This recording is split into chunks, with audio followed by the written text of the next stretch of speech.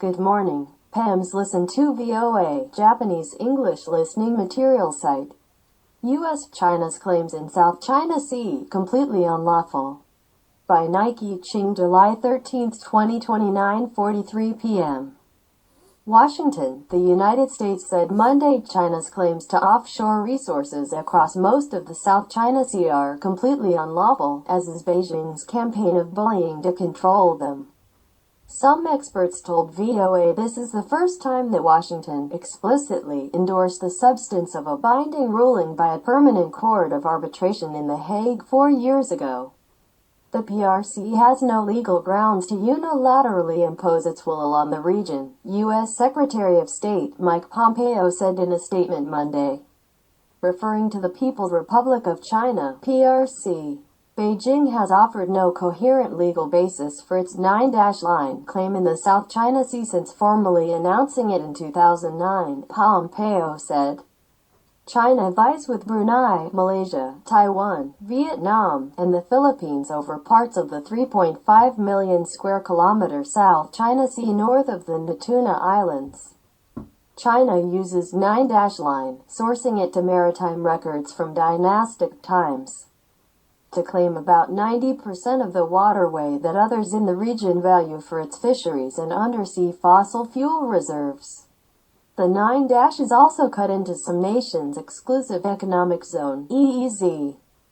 The Hague-based Permanent Court of Arbitration, in a binding decision issued July 12, 2016, rejected China's maritime claims as having no basis in international law. China dismissed the ruling, while the U.S. has always supported international law in the South China Sea and backed the 2016 decision by The Hague as final and legally binding. Experts said the State Department's Monday statement goes a step further by specifically listing unlawful Chinese actions according to the 2016 ruling.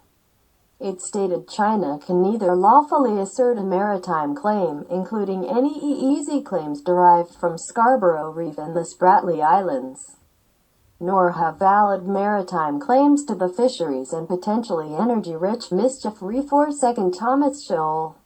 The statement also said the U.S. is aligning its position with the tribunal's decision. It clears the way for much more forceful criticism of Chinese harassment in the waters identified, which happen to be those that saw crises over the last year or so. And it puts pressure on international partners like the Europeans to get off the fence and take a stand. Greg Poling, director of the Asia Maritime Transparency Initiative at the Center for Strategic and International Studies, told VOA Monday. The U.S. rejects any Chinese maritime claim in the waters surrounding Vanguard Bank off Vietnam, Luconia Shoals off Malaysia, waters in Brunei's EEZ, and Natuna Besar off Indonesia. The State Department statement said. It added China has no lawful territorial or maritime claim to or derived from James Shoal, an entirely submerged feature only 50 nautical miles from Malaysia. Poling said the U.S. is siding with the Southeast Asian claimants and the international community as a whole when it comes to maritime rights. But it very carefully maintains American neutrality on sovereignty. It says China can claim the islands, but it can't invent its own law of the sea around them.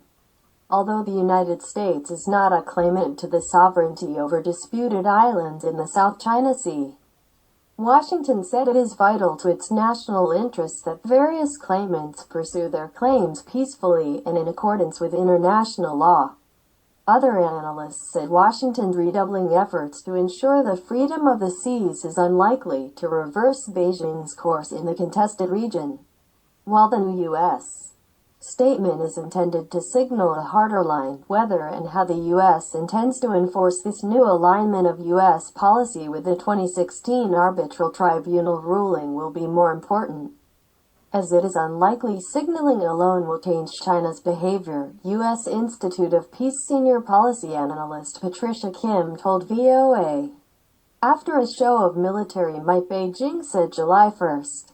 After consultation with Southeast Asian leaders that it would resume negotiations on a code pending since 2002. That would help ships avoid mishaps and resolve any accidents in the vast yet crowded South China Sea. Beijing's move comes after it flew military planes at least 8 times over a corner of the sea near Taiwan and sent survey ships to tracks of the waterway claimed by Malaysia and Vietnam. That's all. Thank you. Listen to VOA.